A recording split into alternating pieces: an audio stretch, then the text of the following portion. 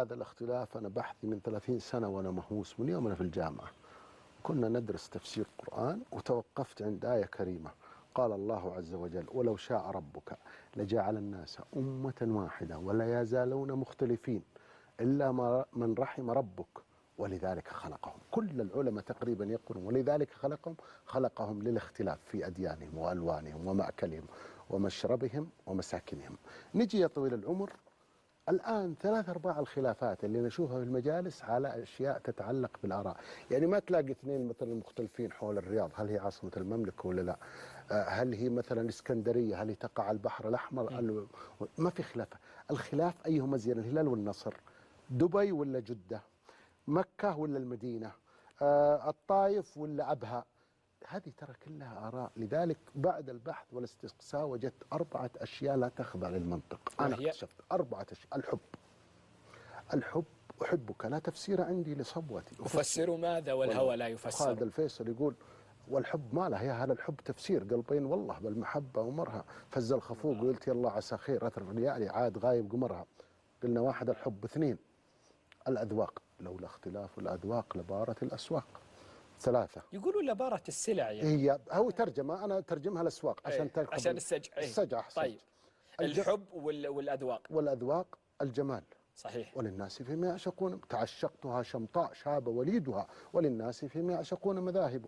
4 الرزق يرزق من يشاء بغير حساب. ما في منطق. لذلك بعض السوشيال ميديا الناس يشوفون مثلا فلان ولا فلانة جت الدنيا الله الرزق ترى ما في منطق. يرزق من يشاء بغير حساب، يعني بغير القانون. هذه ال4 أنا في نظري لا تخضع للقانون، ومن يحاول أن يمنطقها أو يعقلنها فهو يضيع وقته. وجبت لك الأدلة ال4.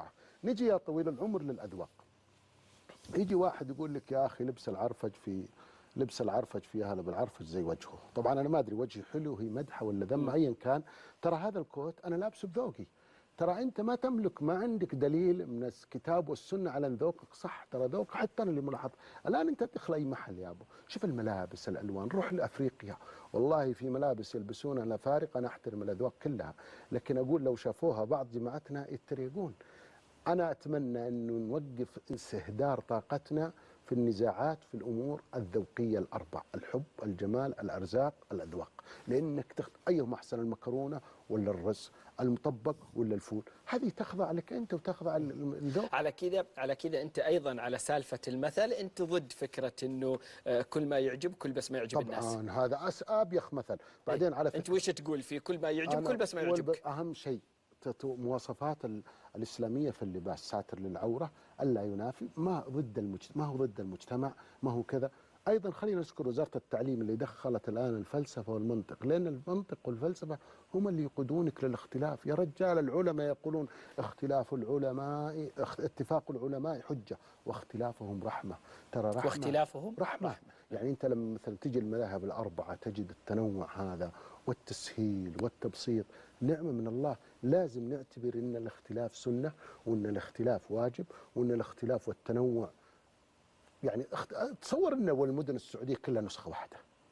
عندك العلا غير جازان غير المدينة غير القصيم غير الشرقية. هذا التنوع إضافة. الفن خذ ناس يقول لك خالد عبد الرحمن وبس. لا يا أخي القمة تتسع للجميع، لمحمد والطلال وللصريخ والعبد المجيد والرابح وخالد. نعم أيهم أفضل، مفرح ولا فلان؟ كلهم جميلين، كلهم خذوا كل واحد في ذوق.